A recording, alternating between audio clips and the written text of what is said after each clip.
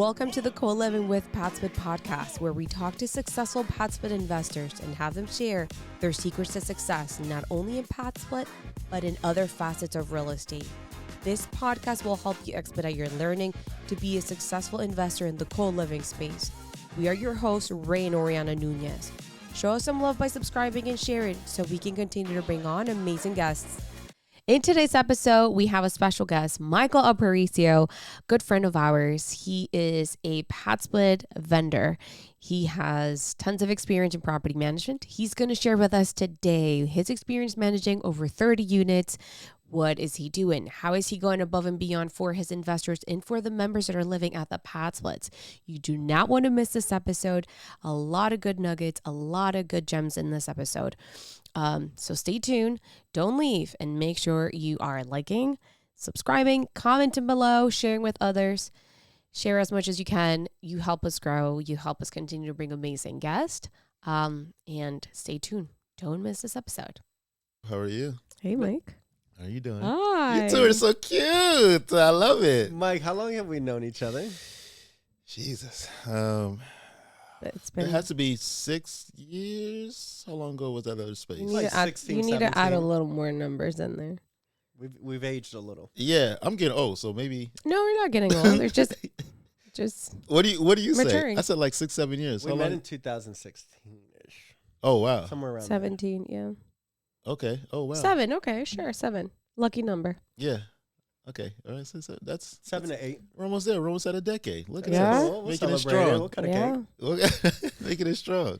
So you, when we met you originally, Mm-hmm. property management. Hey, we got a new property manager in Yeah. office. This is our first one. Yeah. Yeah. And So you you've were been- always a property manager. Correct. Yeah. And you manage up to how many properties at what point? 1 point on my own up to 150. And that was before we met. That was before. I Yeah. remember you walked in. He's like, "Yo, I've done 150," and I'm like, Yeah. Okay. Yeah. Okay, so then, what else do you do? What else do you manage, or what else have you managed in your business? So just in general, residential, right? So single family, multifamily, so condos, townhomes, a standalone home, community with all the units in the community or whatnot. PadSplit now. That's pretty much where my. Did you do short term at any point? I never really got into short term. Short term is like a whole nother beast. And I'm a person to where I want to focus on one thing and make it great, and then everything else will build around it. I just never really got to short term because that's the thing you have to create, and it turns into a whole nother Right. thing. Yeah. So you wouldn't compare PadSplit co-living to short term by any means. How similar is it to? Because I long-term? do think it's a whole other beast as well, co-living. Yeah. So I think co-living ventures more into what I'm used to, the long term. So it's, people moving in, them living there for however long, they pay weekly. It reminds me of before I got into property management, I used to work at an extended stay hotel, right? And you had to pay weekly. Mm-hmm. And at the end of the week, I would call your room. Oh, you're not answering? Then I got to go up there.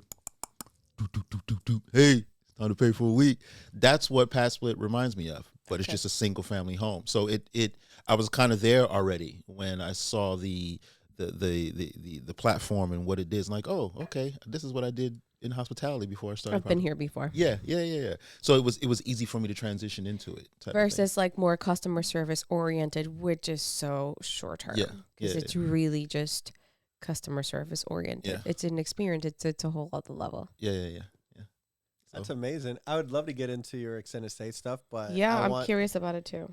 because we've stayed at a necessity because there weren't any other rooms available in all of Jacksonville for one of our trips. So we ended up staying in an overpriced extended stay. We did not stay. We did not stay, actually. We drove back to Orlando. Yeah. No, like It's, I walk in to the hallway and I'm like, it's not happening. It's different, right? It was created, from what I understand. If I don't want to say facts, or I don't know if it's a fact. It was created for something like what PadSplit is doing, but they were doing it Correct. in a hotel form, Right. instead of a single family form, right? And so when I worked at the extended stay, I worked at for a company, and they had two. They had one by UCF, and they had one over there by Florida Mall. So the Florida Mall one sounds like the one that you would like. It was pimps and prostitutes, and they were staying there for a week. It was getting paid. We couldn't really turn them down. It was that. And then the one by UCF, it was like kids, and then their parents would come in town and stay for a week to visit their kids. So it just depended on where it was. Location. Yeah, but it gave people an option with a kitchenette and all that stuff in there, so they didn't have to, go do it. And you paid for a week. It was kind of cheaper than the regular hotels for a day or two. How long ago was it that you worked there? Oh, wow. I started real estate in 2008, so I want to say from like 2003, 2004. Yeah, it took me about 3 to 4 years because I worked my way up. And then I worked my way up, and there was a general manager over the actual hotel, right, the extended stay. And then I worked my way up to her assistant. And I was like, all right, well, what can I do next? And two things happened. I got capped out, which means I couldn't get paid anymore. I couldn't get paid any more raises. I was like, all right, that's interesting, right? I had never been capped out before where it's like, well, no, you're getting paid too much. Like, there's no raise for you. The only way you get a raise if this person isn't here anymore. So unless she gets into a car accident or dies or something, I'm stuck here. Or quits. I was thinking extreme. Yeah. There's a nicer way. She just has to quit. Yeah. Well, she wasn't. She actually went to college and stuff like that. So she wasn't quitting. This is what it's a career. Yeah, that's it. For me, I just happened to stumble in to get a job, and I got so good at it, and I worked my way up. So it was like, yeah, unless she goes, there's nothing else. And that's where my mind started venturing out to other things because I didn't like that. I didn't like someone 20 years later, Mike, you're finding yourself into an evolved. Yes. Well, evolved weekly stay. I had because when we stayed, the guy was telling us that they were charging how much, babe? Almost like $300 a week. Yeah.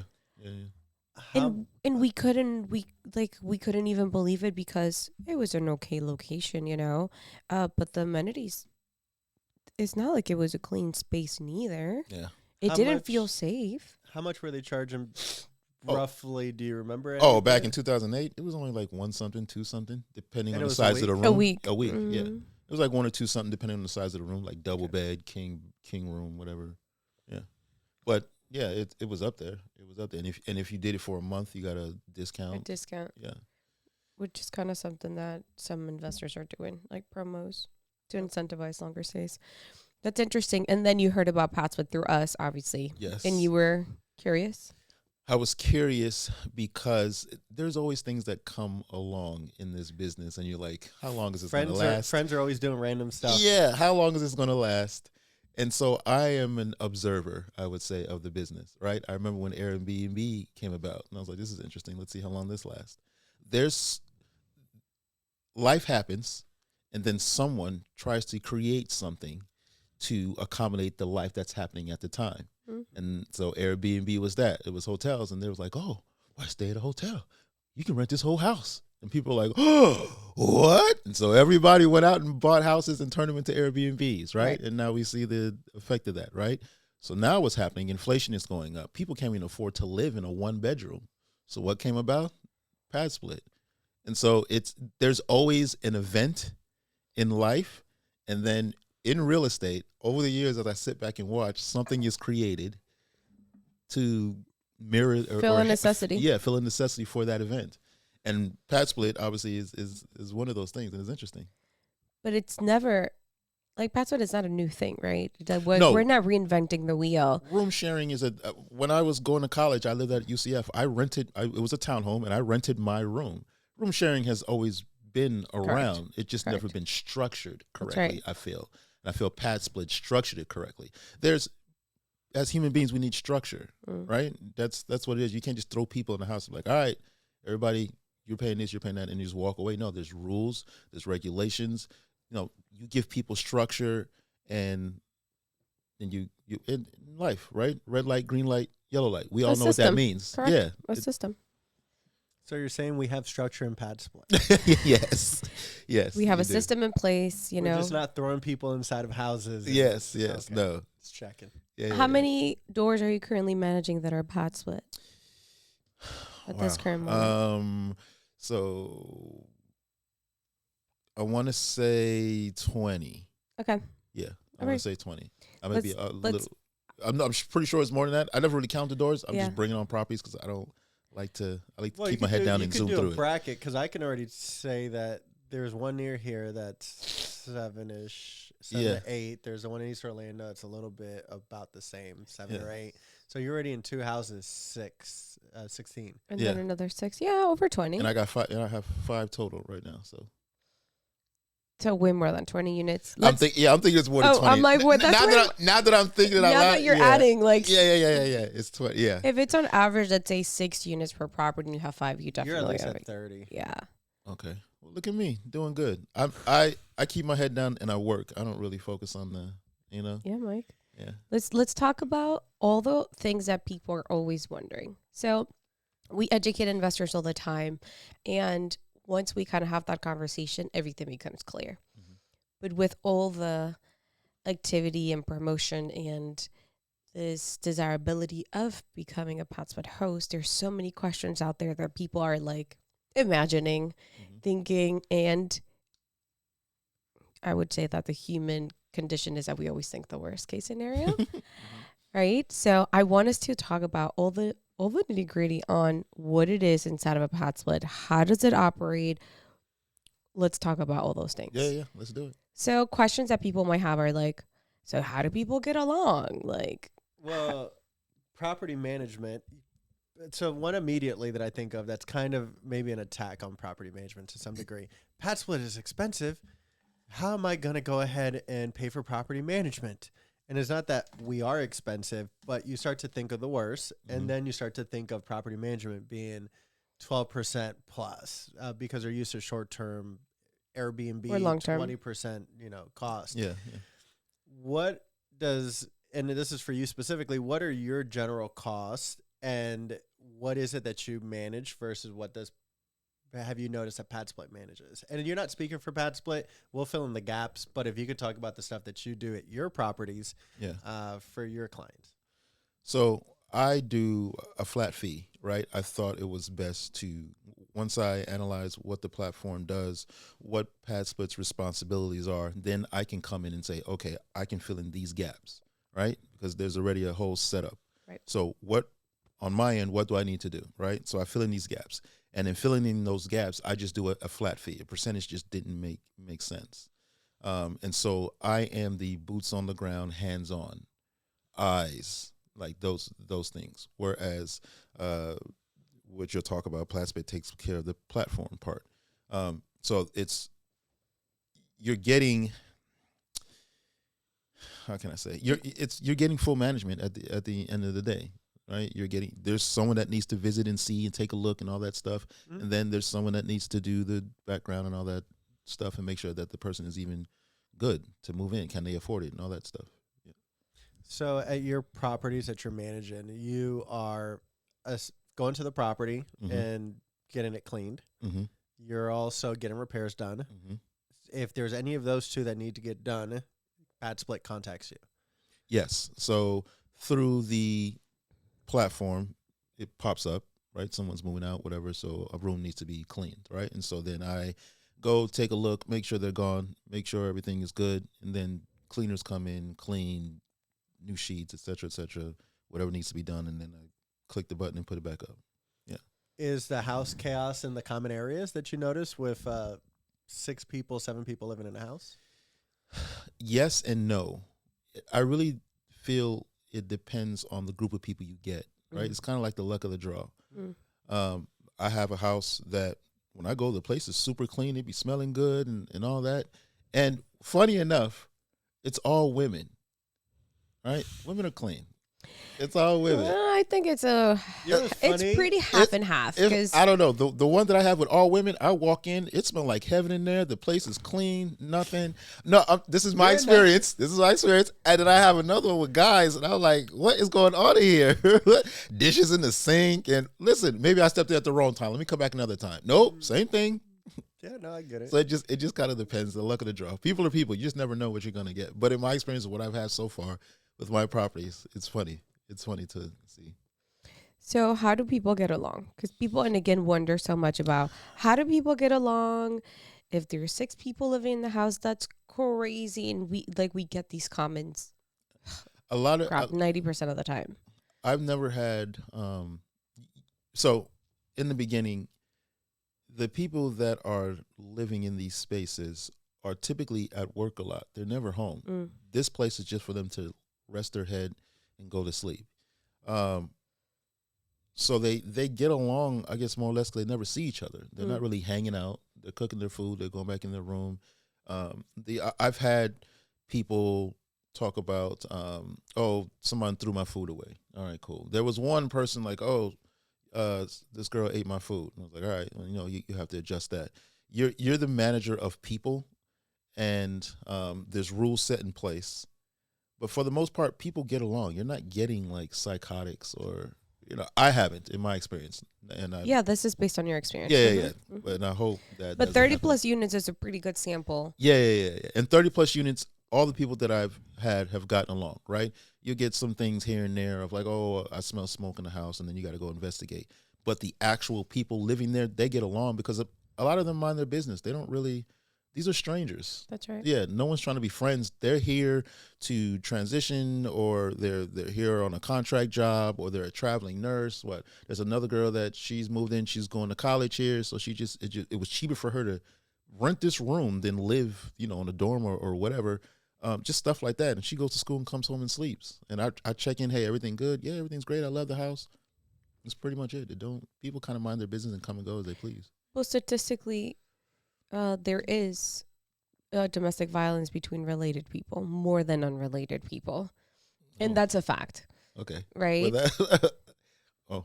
I'm saying that's a fact. And that's another reason why unrelated people don't find themselves into a lot of trouble neither. Okay. It's easier to confront your mom, your sister, your brother, your partner, than a stranger. Yeah. Okay. I get what you're saying. Yeah.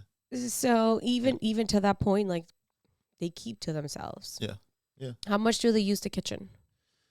Not often. With Uber and DoorDash, a lot of them order all the time. Not a lot of them actually cook.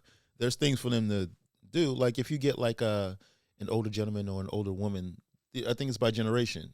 Yeah. I barely cook. I order. I'm not gonna lie. Right. I probably start cooking, but I don't see myself just cooking for myself. Mm-hmm. So, but like when I go to homes where there's like an older, person there, they're cooking, and then they're washing the dishes and they're putting it away and all that. So it just depends. But for the most part, it's not a thing. If you ever had a phone call that someone's smoking in a house, there's no smoking rules. Mm-hmm.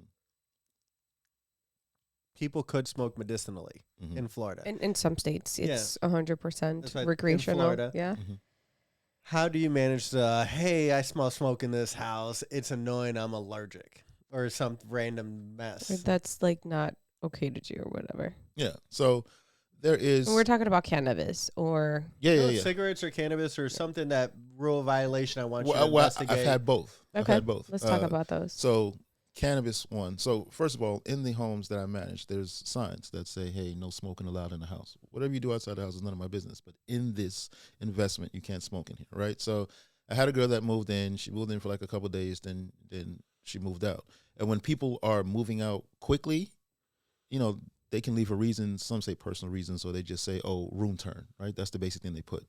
I like to reach out and like, hey, was everything good with the home? Is there anything that I need to know about? And then the girl, I can see, it took a bit, and she's like, well, there was weed smoke, and it's coming into the vents into my room, and it's on my clothes, and I have to go to work. I can't have that, which is understandable. And I said, okay, this chat is private between you and I, right? No one else. Do you know exactly who's doing it so I can address it? She took a while to answer, and then she told me who it was. I said, okay, cool. I then make a mention to the entire home. Hey, just so everyone's aware, smoking in this house is not allowed at all. Any form, any type, right? It's come to my attention that it's been happening. Please don't let it happen. Another person moved in. Same thing. They moved out quick, and I asked, same thing. I asked who they thought it was, and they told me also. So now I've narrowed it down. I've created a ratio of 2 random strangers that told me it's this person. And so then I already put the warning out, but you're doing it, right? So now you just want to break rules, which is fine. You can break rules, but not here. That's not, I can't allow that. So then I sent a message to him and, oh, I'm never home. Okay. Well, I don't know what to tell you, but it's come to my attention. It's you, I'm going to have to terminate. So, you can terminate them or whatnot. He didn't like it, of course, but in turn, he left. He had to leave. It was pretty much it. So I don't judge people. Whatever they do in their lives is what they do. I don't have anything to do with that. But if you really think about it, as a human being, not everyone does that. People have professional jobs. People have to go to work. People take drug tests at jobs. You're affecting other people in this living space because you're doing whatever you're doing. Go outside. The place had a backyard. You can go out there and do that, right? But you don't want to do that. There's vents. It's going to flow. That smoke smell is very distinct. I think we all can. Yeah, certainly. Yeah. So it was simple, right? It's pretty simple as that. Smoking cigarettes. And he left. Yeah, and he left. But before he left, he didn't know who told on him, so he rated everybody in the house bad. So I just started getting ping. Oh, this person is disgusting. He doesn't clean. Ping. This person smokes in the house. Ping. I was like, okay. They got to get their last little. It was hilarious to see, though. Did you request him to leave or did you terminate him? I requested him to leave because I didn't want to. There's an option to where. I think if you terminate, they can never be on the PadSplit. I didn't do that. I didn't want to do that. I didn't want to do that to him. I just said he wasn't a good fit for this house. He can go wherever he wants to go, and he can't rent another home from this particular owner again. I didn't want to terminate him. He wasn't in there causing trouble. He wasn't necessarily a bad person. Yeah, he wasn't a bad person. Paying on time, all that. Correct. So I'm not going to do that to you. Right? And what we suggest our hosts to do to avoid that, to your point, put tons of signage internally and maybe have a designated area in the backyard of your house where you say, hey, smoking is allowed right here. Because sometimes when you say just no, they're going to break the rules. Yeah. Right? So that's kind of what we suggest.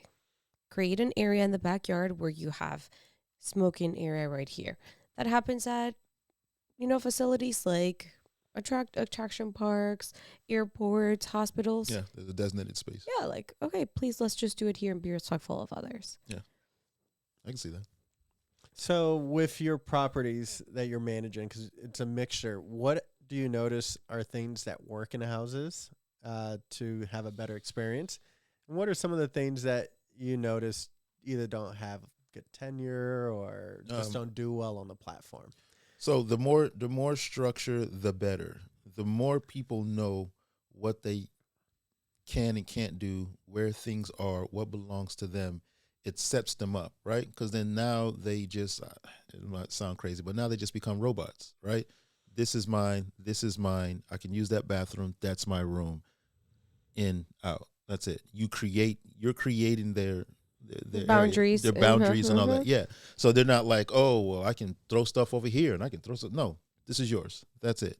You have it has a number on there. It has, I think you guys had showed one time the numbers and all that. Yeah. There's a bowl and all in the different colors. I actually got the different color idea from the event that you guys did. There's a lady that, Kelly. Yeah. And I did that in my, and it worked great. Right. When they move in, I give them their code and I say, hey, I'll take a picture of it, blah, blah, blah. Worked perfectly. Everybody knows where. So the more structure, the better. The more structure you can give them, the better. I've taken on a property that didn't have structure, and I'm still in the process of cleaning it up, and it's hard, right? Because I go in the fridge. There's just food everywhere, old food. The fridge, it's frostbite in there, like it's because nothing was really created, right? And I think people jump into this and like, oh, I can make this much money, cool, and you get people in there, and your money's coming in. But you forgot to let these people know what they can and can't do. You can't just throw random people in the house. We used to watch Road Rules and what's the MTV stuff, right? Yeah. Those homes were chaotic because there was no real structure. They just gave them alcohol and say, "Go ahead, do your thing." They just allowed them to live. Yeah, you can't do real world. That's what it is. You can't do that. You have to create structure. Then the more, the better. I like that advice. And that's that's solid. I tell people you have to become a good operator when you're setting your property up and understand where bad things could happen and obviously how to curve that. So provide more trash cans, label stuff. Yeah. As you mentioned, the plates and the colors. And that's how you could create a better experience, not only for the members, but for yourself as well as a homeowner. And it translates to you as a property manager to also have a good experience. Yeah. And I'll tell you that that's also a big advice that we give our clients. If you do not have the time in your hands to manage 6, 7 different people, they might not take a lot of your time day to day. But if you don't have the time or the bandwidth, because this is not your full time, use a property manager. And remember, you're not just managing people, right? You're managing. So if it's 7 rooms, 6 rooms, whatever, you're managing 7 personalities. That's right. You're managing 7 emotions. That's right. People react to things differently. To you, something might be light, but you have to step back and take yourself out of that and not just be reactive or emotional towards this person, right? Mhm. Like I don't think people get that. It's more of a science than it is a person, right? You're going to tell them what to do. This is an adult, right? They have That's feelings and emotions. They were raised a different way. These people came from all different walks of life and are put in one house. Yep. That's that. You got to remember that. Like, it's not just, oh, okay, I can put somebody and make some money. Yep. No, they're going to call you when there's things going on. They're going to call you when they want to talk about something. Like, that energy is going to be drained from you, especially if you have another full-time job and a family and all that. You have to sit down and you have to listen, because you can't not listen, right? I agree with you. It happens with us. We took the decision of use, a property manager in our properties because of that reason. Our day-to-day is educating, consulting, guiding investors, but giving the full time to our members and their experience was something that we honestly knew that we were not able to provide for them.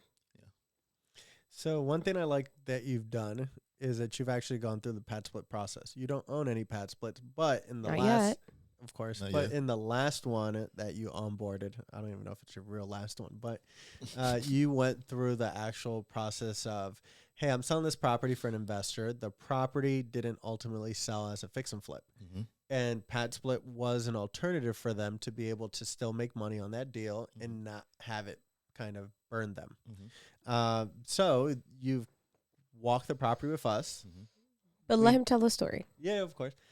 So I wasn't gonna finish it, but I was trying to take my shine. I was gonna alley-oop it. I'm like, hold on. But okay, so how did that process go? Like, tell the story from the beginning. Okay, so yes, he had it up for sale in this particular area, which is the Soto area, South Downtown. Apparently at that time, it was hard to sell homes for the price that he wanted, and it was worth that price because he updated everything.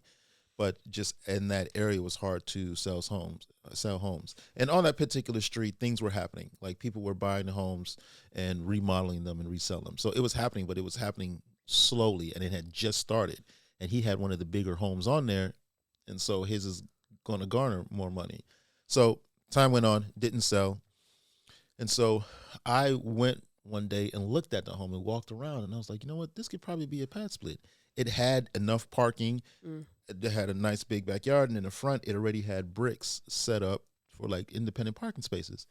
And so, of course, I reached out to you guys. You guys graciously took time out of your day to come and meet me. We walked the house, and then that day, I learned from you how to now look at a home as a PadSplit, right? Because I know it could be one, but I didn't know what that looked like. How to maximize it, Yeah, how to structure right. it, how to... So when you guys walked it with me and showed me, I was like, okay, right? And it's here for me. I can't really write things down or whatever. I need to be shown, and then I got it. And so once you guys showed me it, I was like, okay. I brought the owner and his guy over, his GC, and we walked it. And then I said, okay, this is what we're doing. Room, half, cut this room in half, wall, blah, blah, blah, yada, yada, yada. And then so while I'm walking, I'm telling them, they just drew it out. And then they drew it out.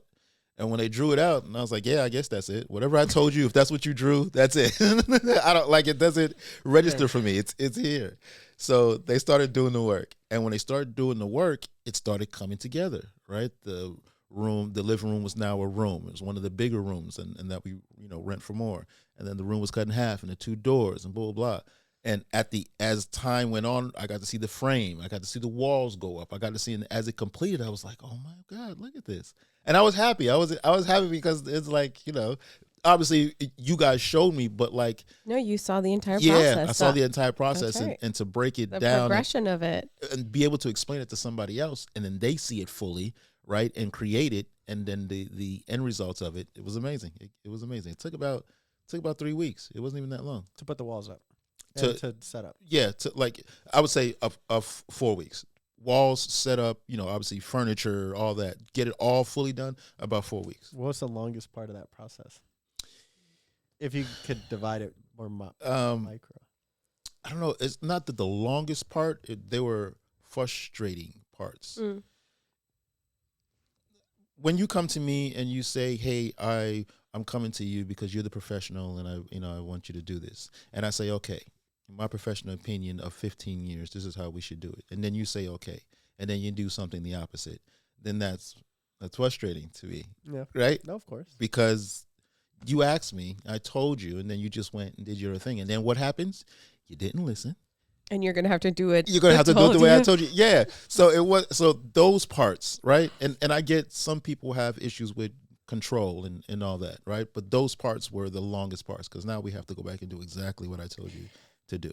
I think we've seen the fastest turnover from either LTR or STR into PadSplit, like maybe a week. Oh wow.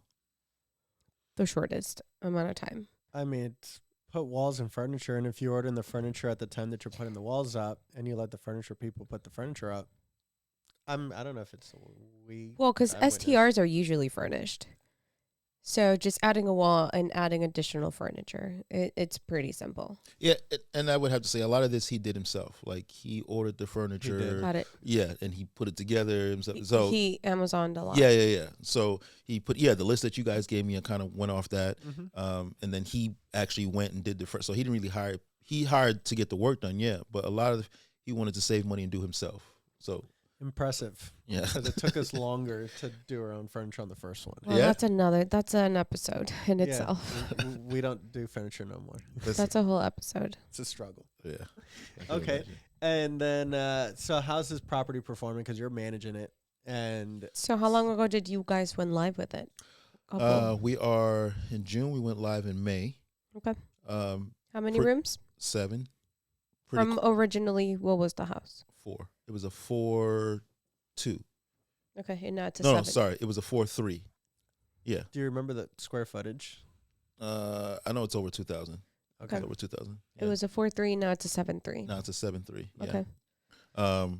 Garage converted into a room and all that. Got it. About how long did it take to roughly fill up the house? I know it's a month because it's fully occupied now. I want to say about 2 weeks, 2.5 weeks. Because specifically in that area, there wasn't really any competition. There wasn't really. It was only him and the other guy you referred me to. That's around the corner. His house is like 5 minutes away. So in that area, it was only the both of them, and both of those homes are fully occupied now. So it didn't really take that long, and they're decent, wholesome people. Like a lot of them work from home. A lot of them have contracts, jobs in the area, and so forth. And they're good people. No issues.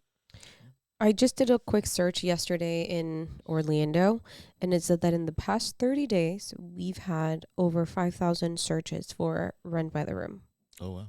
In the last 30 days. And let's assume that you have 12 units in that zip code. Mm-hmm. We need inventory. Yeah. I would definitely say in that area, like when I looked it up and I saw that there's no competition but these 2 homes, and those homes, when I put them up, they rented like that. Very quickly, no issues. And at a higher price point. What's your cheapest room? What's your most expensive room? I want to say the cheapest is probably like, I want to be accurate, like 220 something, whatever. And the highest is like what do you rent that big room for?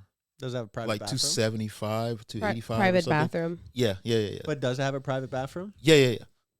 No. So one of them, it's just a huge room. Because the way the house was set up. Got it. But they have the screened in lanai and all that in part of it, and they have a step down. It's nice. They don't have their own private bathroom, but because of the size of the room, I was able to charge more because it's a huge room. $275. Yeah, so we're like 275, 285. Are there any additional amenities that you or your host are adding to these properties to create better member experience? Or is there anything that you're doing differently than any other host is? Not really. I mean, Okay. there's not really, there's not really much to add on, I guess, that I know, unless I'm missing something, right? You know, you get the monthly cleaning and all that stuff, but nothing extra out of that. No. Well, the PadSplit standard would be the full-size bed. Nightstand, Nightstand, if a closet or a dresser. Oh, okay. So other than that, is there a popular item within the rooms that you notice that people actually like and use? Like a study, a desk. a desk? People like that. Yeah, those were the rooms that rented quickly that had their own little desk in there, because a lot of these people work from home or like to just not be laying on the bed the whole time. Right? People want to sit down in a chair and feel normal. So if the room is big enough, the rooms that are big enough, we put those in there. Are you guys putting No. your clients putting TVs in yet? Not at all. No. Okay. They can bring their own or buy one or whatever, but we're not putting TVs in there. You know. Is there any like age demographic that you see more commonly than others? Or what are your biggest demographics in age? I feel like the 30s and 40s is the biggest demographic. I just recently had one, the girl, I think she was like 20, but that's like random.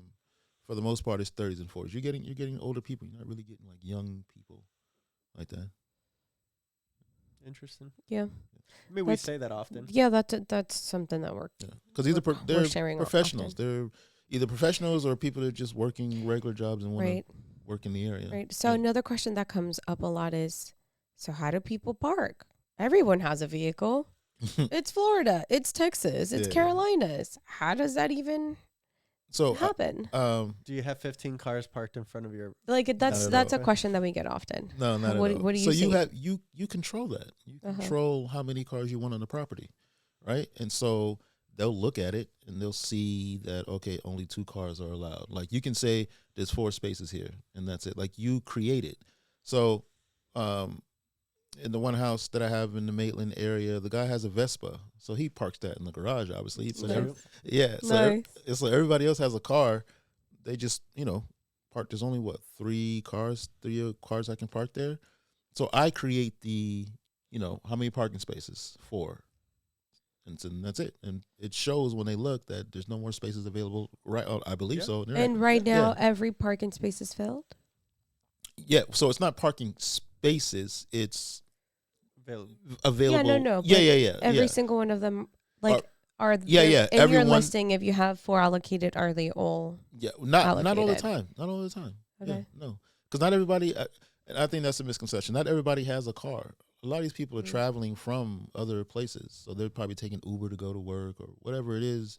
It's happening. Their jobs are probably paying for their transportation. So a lot of people not everyone has a car. Especially not 1-1. Yeah, it's yes, maybe the local people that are here have cars that are whatever, but for the most part, not everyone has a car. I think that's a misconception. So in Florida, 60% of our members own vehicles, 40% of them do not. Yeah, so I guess it just depends where. Right. Yeah. Another question that comes up a lot for us is how do they manage the bathrooms? Right, because you're sharing bathrooms. Yeah. So that comes up a lot. Like, so how do people do it? How do 4 people share a bathroom? Share a bathroom. What's been your experiences? I have an answer, but what is your experience as an operator that's doing it every day? I think they just do it. I don't really. They just do it. I don't like this. Listen, I think people don't overthink this, right? When you lived at home with your mother and your brother and your sister, you guys shared a bathroom. That's what these people are doing. They're not just adults, right? People figure out how to live with each other, right? They're not walking in on each other. I haven't had any complaints or anything, right? You get the monthly cleaning done, and then you let them know the upkeep is on them, right? And in that sense, if there's any issue, like recently at the home that you guys walk with me, there was hair left, right? And someone like, I feel uncomfortable. I went in the bathroom. It was here to take a picture and send it. And obviously I sent it. Hey, just whoever this whatever's going on here with this hair, when you get out the shower, just clean up after yourself, please. Right? Remember, Just it's be not just mindful. you. Yeah, it's not just you. It's 6 other people. They may not, people washing their hair, whatever, they get out and they go in their room. That's nothing to berate somebody about. They may not even have known that they left hair in there, right? They get out, they dry themselves off, they change their clothes in there, or they run back in their room, whatever it is. But outside of that, people just do it, right? They're going to be respectful. You're not getting like a bunch of heathens moving in there or a bunch of hoodlums. I don't know.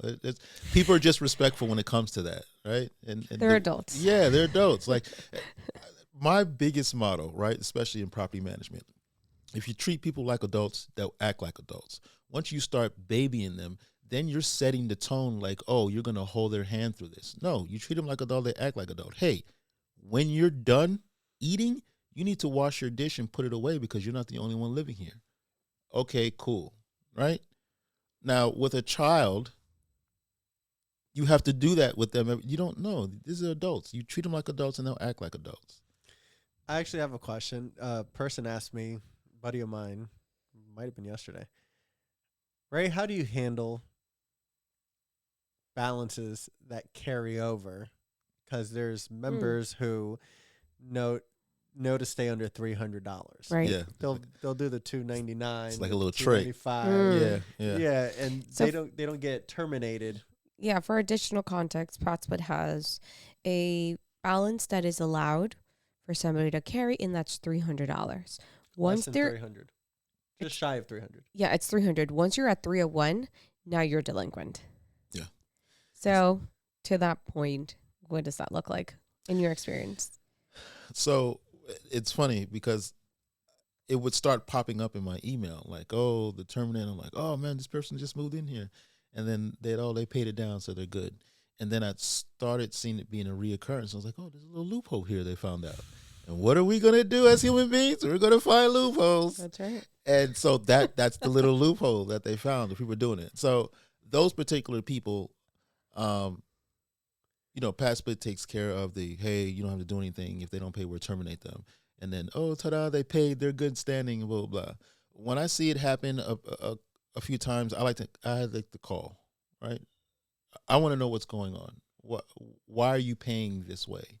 And in that, you just have a conversation, right? And so one person was like, oh, I just switched jobs and I had to adjust and, I'll get back on my pay schedule. And they did, right? One person was like, oh, it's just the way they pay me. I can't really, I can't pay more because they're not making enough to pay for a full month, but they're making enough to pay for right? So in those little things, I can work with that, right? It's really just a conversation. You don't want to be a dick and like, oh, you need to pay all this. Like, you don't know what people are going through. You don't know, like, this is still a human being, right? Mm-hmm. So I like to communicate. Hey, I noticed that I'm getting these emails a lot that you're falling below the balance. What's going on? If there's anything that I can do, like let me know what's going on. And again, you treat people like adults or act like adults. They'll talk to you. They'll And tell if you what's work going on. with them, they'll work with you. Yeah, too. they'll work with you. Yeah, it's communication. That's all. The biggest thing in life is communication, right? In property management, it's more communication. It's over communicating and it's understanding, right? These are human beings that are living their lives. You don't know what they're going through. You don't know what's happening with them. You don't know why they're there, right? You're not getting in their personal life, but the things that they are responsible for that in turn pays your owner, you need to know what's going on with that. Right. Yeah, and they'll tell you. There's not like, I don't want to talk about it. Like, no, they'll tell you. Have you had to use that extension that PadSplit Yes, offers recently. as a tool? And Yeah. PadSplit does offer this option where person could be paying on time, they're doing good at work and all, but then something happens, life event happens, and they can't pay. There's a tool that you can request an extension on your payment so that you can get back in good standing instead of being terminated. And investors have that option. Instead of having their room go vacant, they allow the member to stay in place, fix their situation, and then continue on. How do you use that tool in your process? So I've only had to use it once recently. It popped up, and I was like, "Oh, because I've never seen it. No one's ever asked for an extension." And I extended it, right? And I just I called him, had a conversation. He told me why. And I said, "Okay, cool." That was pretty much it. It wasn't like It wasn't like a thing, right? And here's the thing: this person had been paying on time. I never had an issue with him.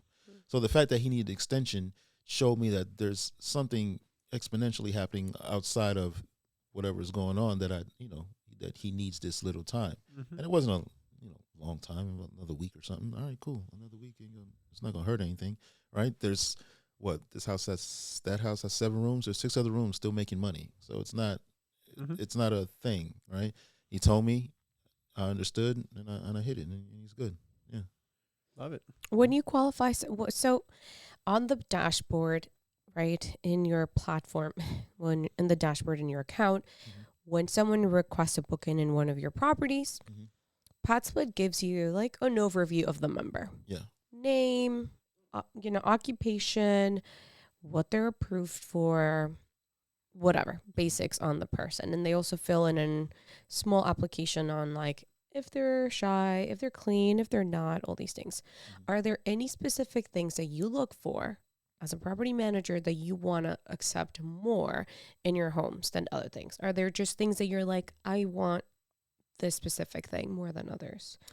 Yes, I like people that are introverts.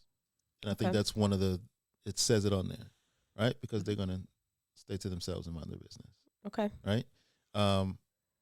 That's one of the things I look for. So if it says like introvert, like cleanliness, night owl, keeps themselves, night owl, those people, amazing, because they're going to do exactly that, mind their business and stay to themselves. Yeah.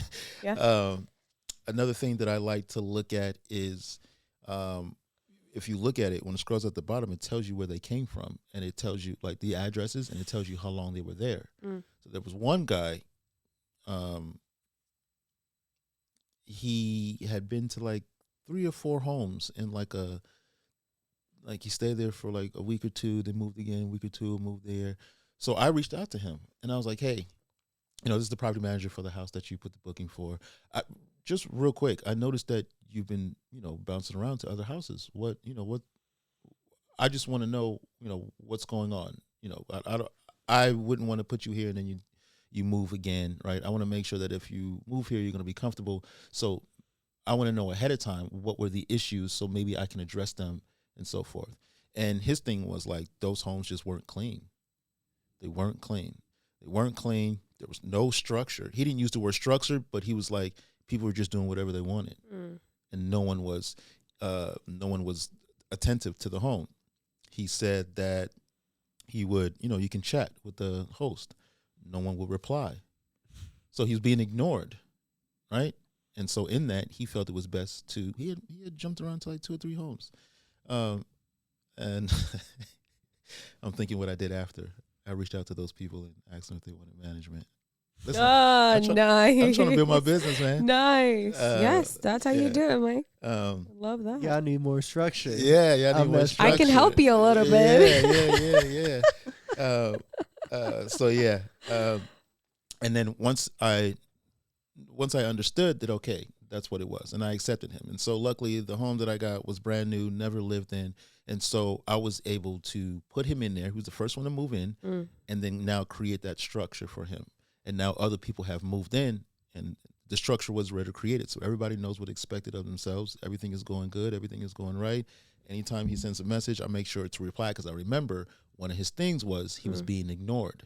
No communication. No communication. So communication is important to him. He doesn't like to be ignored. Even if I have to say, hey, let me get back with you, on this.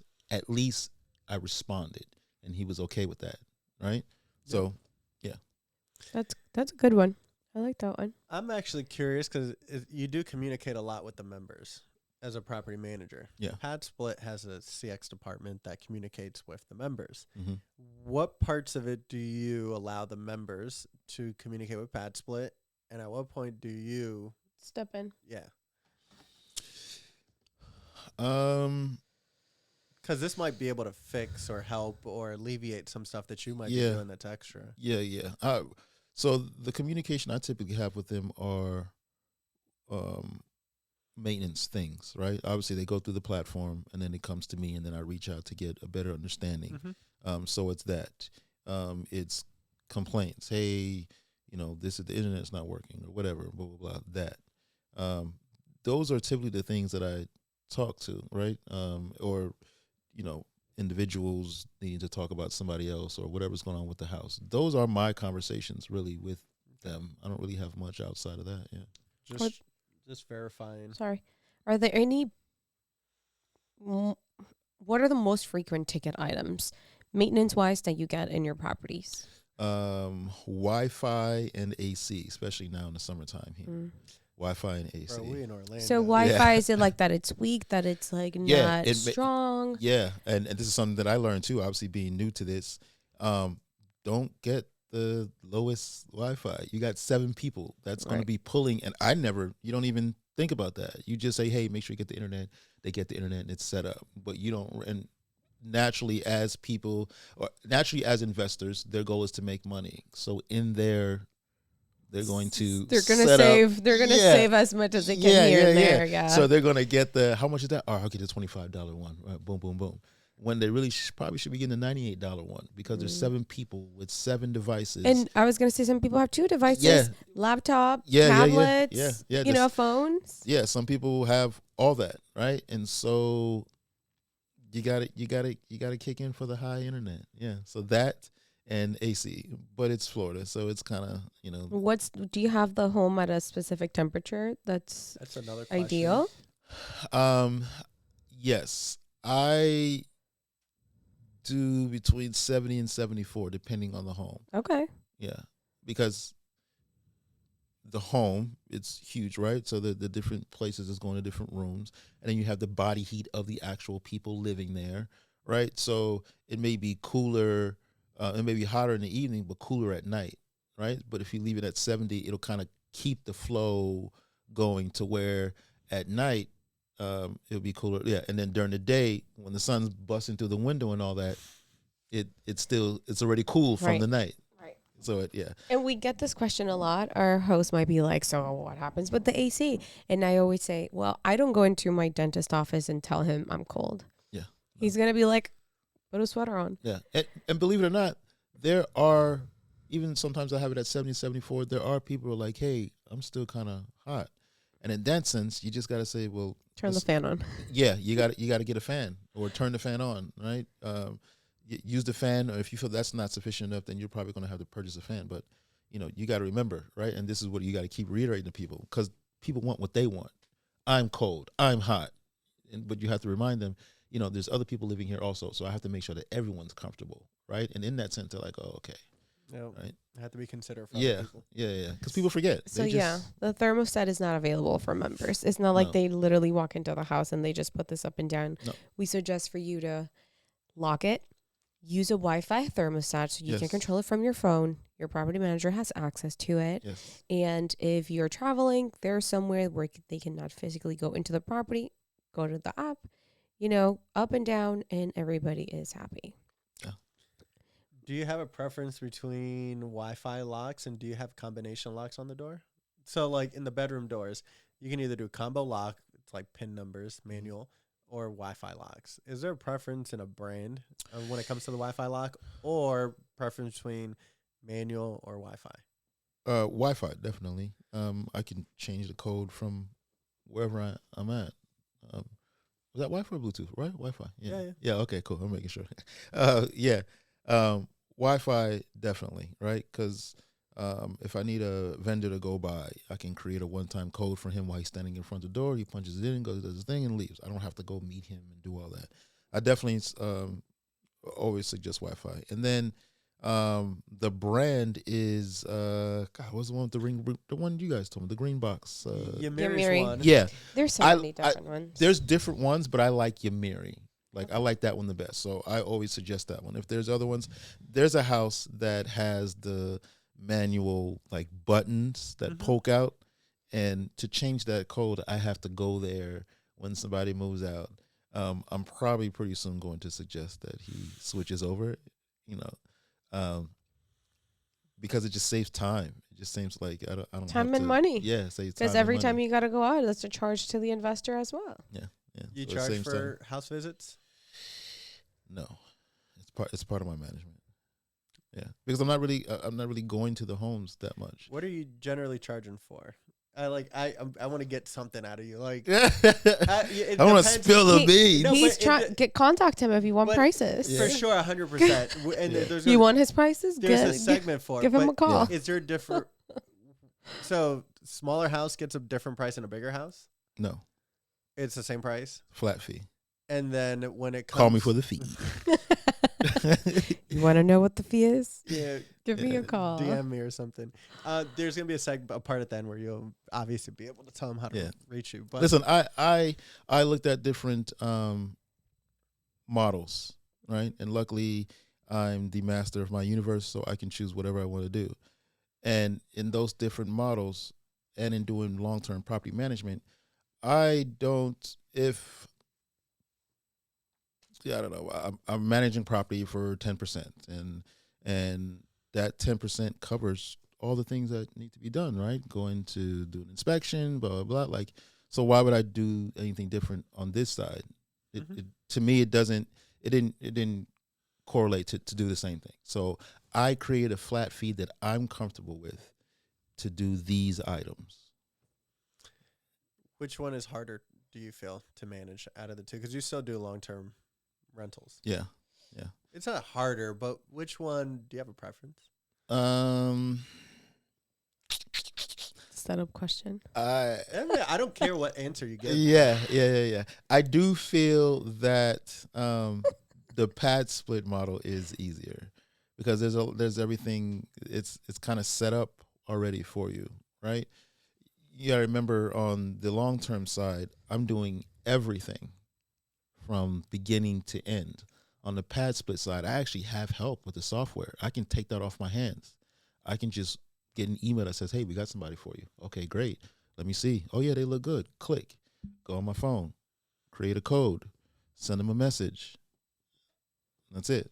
Like with long term, You're doing the marketing. Yeah, I'm doing everything. I'm doing the marketing. Then after I'm doing the marketing, I'm calling Screening. them to screen. I'm doing the pre-qualification. After I do the pre-qualification, I'm going out and I'm showing them the home.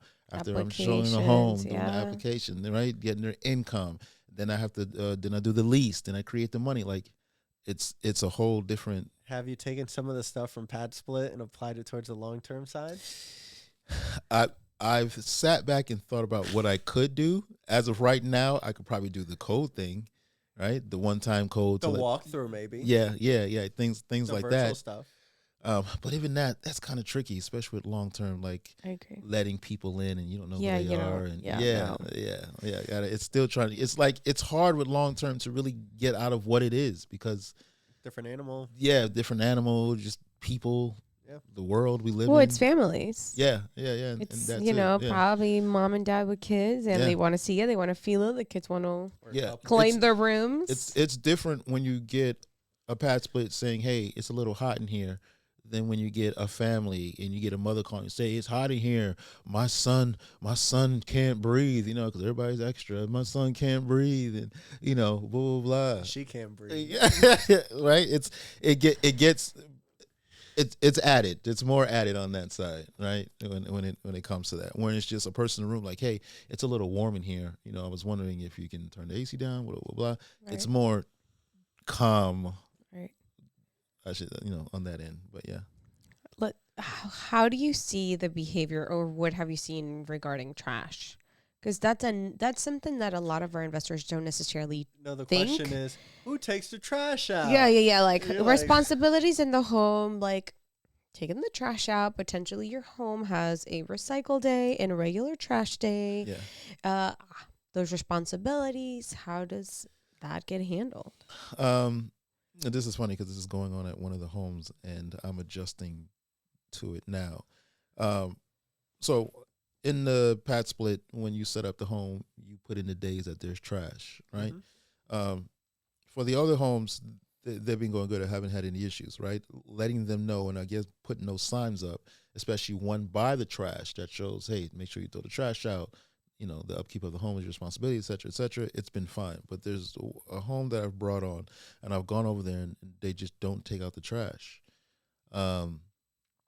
And so I am going to choose to adjust to make it each person's responsibility to take out the trash a day.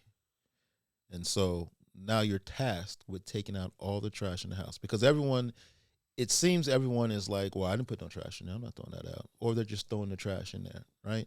They're not working as a team, right? And in that sense, you have to work as a team because everybody wants to live in a clean home. So I am going to adjust to where I made it known the upkeep is your responsibility, nothing, right? I've had somebody actually that was staying there moved out saying, hey, nobody take out the trash.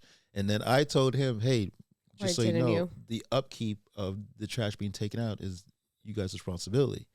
And he decided to move out the next day. So I guess he didn't like that, which is fine. Maybe he wasn't the right fit.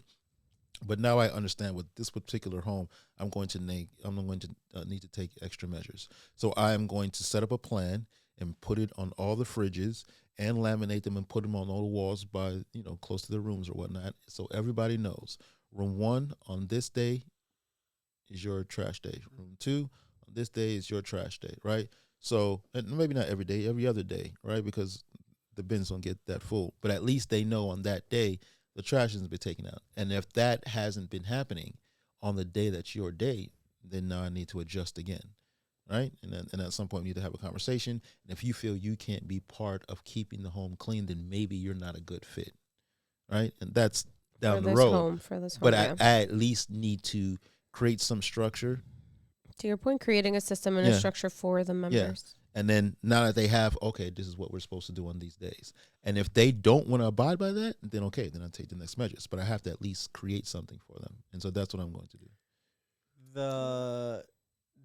Okay, so when you set up a PadSplit, you have the option to continually put cleaning products in the house. I was going to ask the same thing. After the initial cleaning products that you do provide when you onboard your property. Mm-hmm. Do you notice in certain houses that some host replenish garbage bags and then which ones do better and things like that, like toilet paper? So yes, I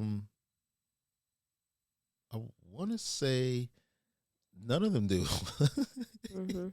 Right, at least the ones that I have, right? Yeah, none of them do. So yeah, there was an initial things there, like a cleaning kit. Yeah. And I think as all that diminishes and goes, as time goes on, people just buy their own paper towels. They buy their own toilet paper. They buy their own. Because when it's done, they're like, oh, it's done. Well, what are you going to do? You're going to go buy your own. So it's there initially. And then when it runs out, people have just gone and bought their own. They adapt. That's what pretty much happens. No one's just not going to have toilet paper. They're going to go get it. Yeah. That's right. Yeah. Like your choice. You're not going to wipe or you're going to buy your own. Yeah. So people are going to adapt. And then again, with people keeping to themselves, they're going to keep it in their room and because they want to use what they bought.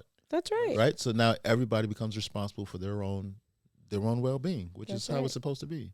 Right. The home is a place for you to rest your head and a safe space and a place that's, economically, monetary wise, good for you. Right. That's what it's for. But you still got to take care of you. We're not responsible for you as a person. Right. You're an adult. You're an adult. Yeah. So that's what that turns into. What do you see happening a lot on the washer and dryer? I haven't had any issues with it. Right? Okay. One washer, one dryer. Everybody takes turns. Do you have coins or just No. free? Just free. Yeah, okay. Yeah. That's funny. People have coins? Yeah. Some investors do. You have to advertise it. Oh, wow. Some investors do.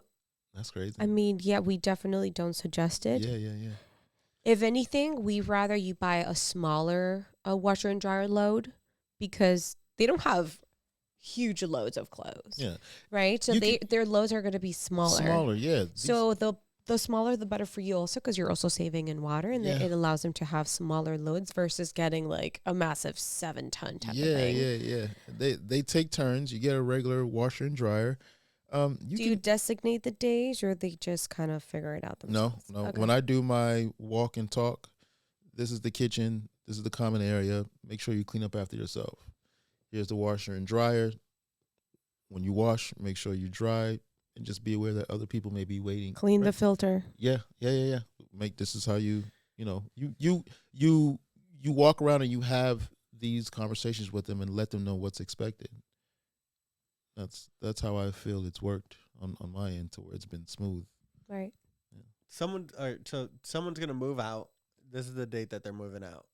What do you do as a property manager to verify that they're gone? Obviously, PadSplit lets you know, but do you do anything special to get them to leave, or do you talk to them?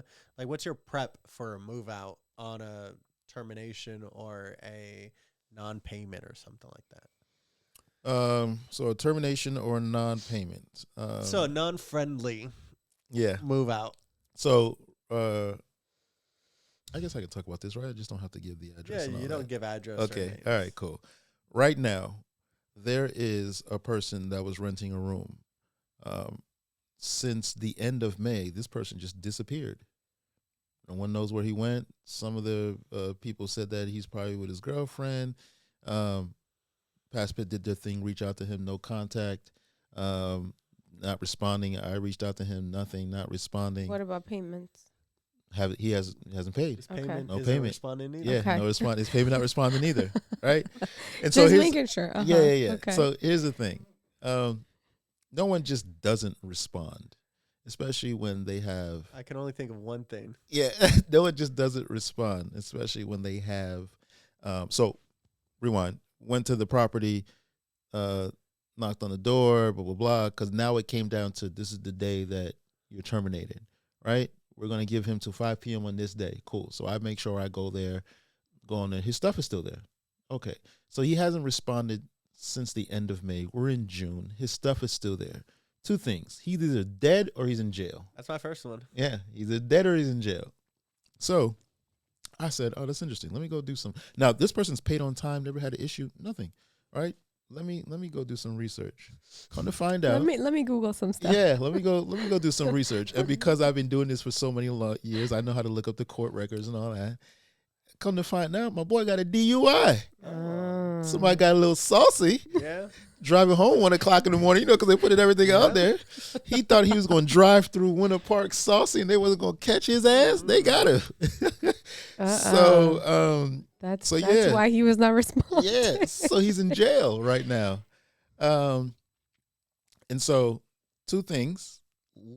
In order to legally take the room back, we have to file an eviction. Mm-hmm. So here's the thing for me. Did he make a stupid decision? Yes. But he's not a bad person. He wasn't in there causing havoc. He didn't destroy anything. He's having a good time. He just had a little bit too much to drink and thought he was going to just drive home saucy at 1 o'clock in the morning through Winter Park. There's a cop on every corner in Winter Park. Oh, yeah. Right? You can't just. Those are freebies. Yeah, and he's That's clearly right. he's not from here, clearly, so he didn't know. But yeah. So, and when you do the eviction, they can never use the platform ever again, Mm-hmm. right? So, I didn't want to do that to him. I reached out to PadSplit, and they were able to give me his emergency contact. Reached out to the emergency contact and said, "Hey, I got so and so's belongings. This is what's going on, and this is what I'm going to have to do." Pulled an intervention on him, didn't you? No. So it's not on me. Here's the thing: him getting arrested is still his Yeah. personal business. For sure. I just wanted to let the emergency person that he put down, if anything was to happen, let them know The situation. this situation. Right, Hey, what's happening on the other side? yeah, I haven't been able to get a hold of him. I Right. don't know what's going on. His stuff is still here. We're not going to throw his stuff away, but we do have to take it out the room, right? This is what's going on. We have it, and and whatever's going on in the situation, we have it. Okay, thank you. Cool. Hang up the phone, and we go about putting the room back up and re-renting it. So eventually he's going to have a court date. He's going to come out, right? Or they keep him in jail. I don't know what's going to happen. But when he comes, it was communicated to his emergency contact that we got his stuff. And when he comes out, again, he's not a bad person. I have a bunch of different homes. I can put him somewhere else, right? And he can at least have somewhere to rest his head until he figure out whatever his next move is. I chose to do it that way because he's not a bad guy. Nice. He's not a bad guy, right? Again, I I want to treat people like human beings. Just because they're paying this lower amount or whatever it is, right? The economic space that they're in, they're still human beings that are going through something and going through things. Right. And you want to treat them as such. I don't want to have the man imagine coming out of jail and you got nowhere to live. That's crazy. Because you made a stupid mistake. You know what I mean? Like, we all made mistakes. And that doesn't define him. That doesn't define him. Yeah. I don't know this man. I don't know what, So, yeah, I chose to go about it that way. That's a good story. Yeah, thanks for sharing that one. Tell us a really good one. This is not a bad one, but this is a real one. I was like, what? No. Like, this is a real story, Yeah. Tell us like a success story that you've seen with one of your members, if you had one to share. So the most recent success story would be, there could be two. Let's go with both. Okay. Let's go with both. There was a gentleman that you all referred to me with the two properties. There's ups and downs in that story, but the success part about it was that you referred me to him. I called him that same day, went over to his house, and apparently the place had been ready, but he hadn't done anything because he doesn't know how to do the locks and blah, blah, blah, yada, yada. And I was able to jump in and like just coordinate all that stuff for him. Hey, we get the locks done, blah, blah, blah. Like, he didn't know what to do next is what it was. The place was done and he just didn't know, all right, I don't know what to do. Right. So I got the information from you guys and then set him up. All right. Did you get your dashboard? Yeah, but I don't know. All right, cool. Let me get the dashboard. Got his login, blah, blah, blah. All right. This is what we do. Set up the rooms, set up the pricing, yada, yada, yada. You take a look at it, right? Et cetera, et cetera. All right, let's get the locks on the doors, right? Just guiding. I am happy when I can, because my actual job is a fixer, a problem solver, to do the things that they either don't want to do or can't do. That is my job. That is my space. That is where I serve, right? So in that, I was able to come in and like, all right, what do you need? What's happening? The place is done. It looks beautiful. He had the furniture, everything. What do you need? What's okay? I need this. I need the locks. I don't know how to do it. I tried it. I'm not the smartest person when it comes to that. All right, cool. Do. Hey, can you guys come be over here tomorrow? He has 2 homes. I need all these locks on these doors. Yeah, we got you. Bomb. All right, that's done. What else do you need? All right, you got your dashboard set up? I think so. Is that the thing with the? Yes, that's what that is. Do you have the login? Yes, I have it. Okay, let's do it. All right, room 1. I go through queen bed, blah, blah, blah, yada, yada, yada, et cetera, et cetera, et cetera. Got that done. Got the property up. One filled up really quickly.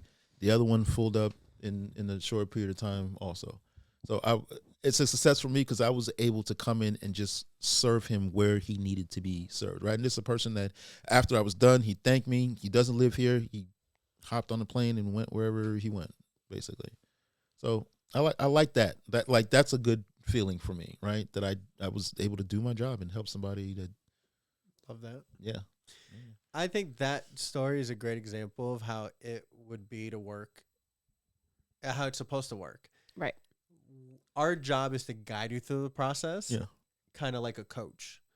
But a consultant, it's right. definitely not to project manage and to jump into the trenches and do the work for the actual investor that's going through the process. Yeah. Even though we've done it, it's not our bandwidth. Yeah. It's just not there. So using a vendor within our network that can step in and do that part and then continue to service them is the way that we streamline this process. Yeah. And it's by providing experienced vendors that know what they're doing, that have done it a few times, that can step in for an investor that can't go further anymore. Yeah. Whether they're here or they're not here, the vendor would come in and then finish that for them. Yeah. Which is what we call the last mile. It's putting everything together. Everything together. Yeah. Which is the longest mile. Yeah. Like when we had our last miles on every single one of our properties, it felt like every single additional detail we were like, crap, we forgot this and that. We were like, well, we're ready. And then we're about to go live and we're like, crap, we forgot a shower curtain. Oh my gosh, we don't have a trash can in this room. Like all these small little things. Yeah. That is like Yeah. takes time. Yeah. Takes away, It does. you know. It's the tiny thing. Someone like you can come in and be like, bop, bop, bop, bop, bop. Let's go. Rock and roll. Yeah. Wrap it in a bow from. Yeah. It's a quick once around. You just gotta remind people that, oh, hey, we gotta get this because they're gonna need that, right? People just don't know. Right. Yeah. Do you have any good member story? Someone that's living in the PadSplit. Well, yeah, the guy that I told you, where he needed a clean, he hopped around. Yeah. That's so right. And he's been there. he's been there. No issues with him. He thanked me. He rated. He passed the 2 weeks. He passed the 2 weeks. Yeah. He rated me on the, nice. They can rate you. Nice. Right? I'm above average, by the way.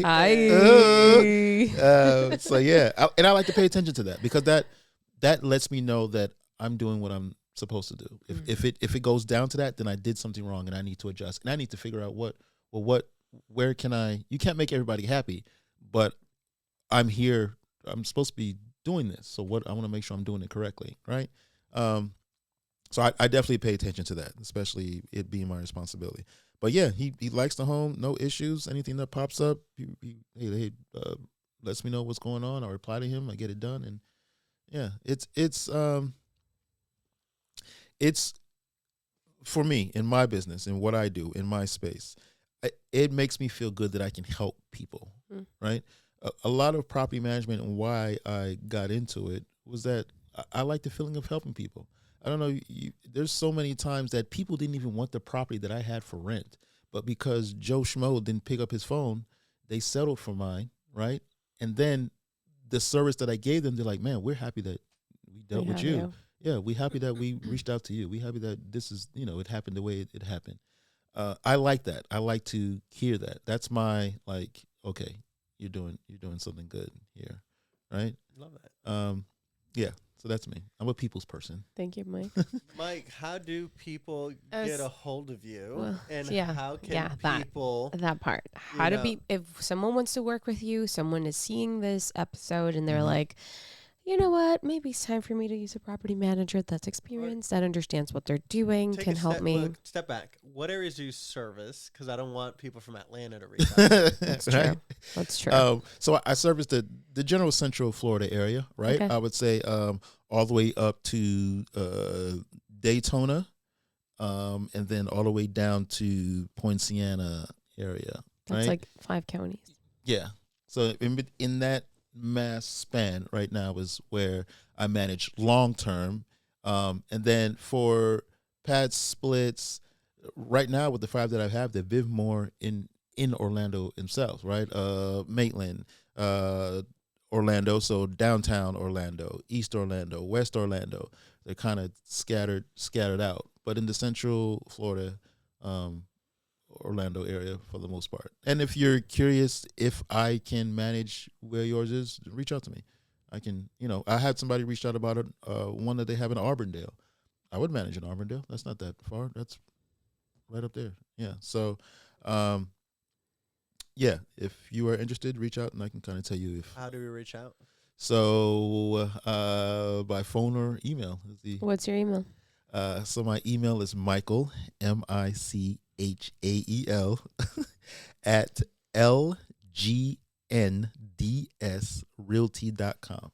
So it's legends, but And what's your social media? Do you do business on there or Facebook, Instagram? I'm not gonna lie. I'm gonna be honest. I'm not that great at it. No worries. It'd be like that. Yeah, I'm not that great on it. I do need to step up the whole social media thing, but for me, I've been in this business so long that my business has been built organically.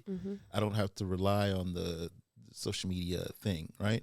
I get referrals almost every couple days and so forth, and I just been blessed that way. I'm not saying that it's a bad tool or anything. I just haven't had to dive into that and do it that way.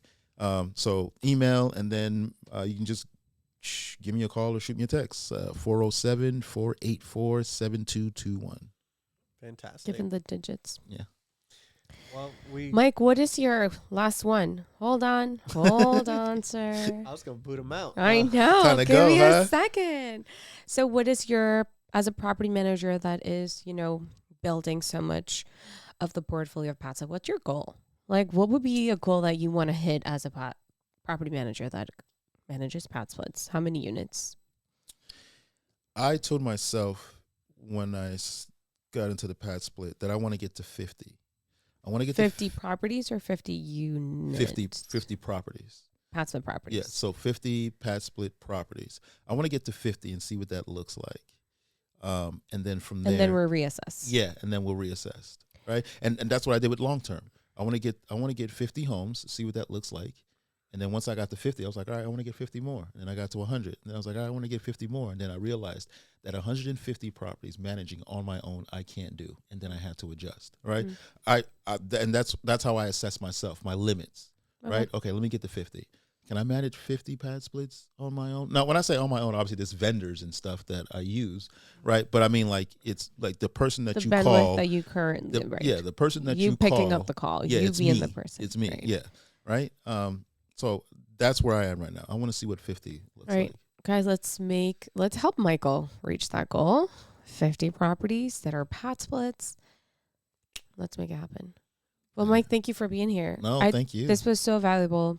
Thank you. Tons of good nuggets in here for operators that are with property managers and operators that are not with property managers. Like, a lot of good stuff today. Yeah. Thank you for being here. Thank you for having me. We appreciate you, bro. Anytime. We always appreciate you. Bye, guys. Thanks for tuning into the Co-Living with PadSplit podcast hosted by Ray and Oriana Nunez. For more exclusive content and community updates, join our Facebook group and follow us on all social media platforms. Stay tuned for more episodes.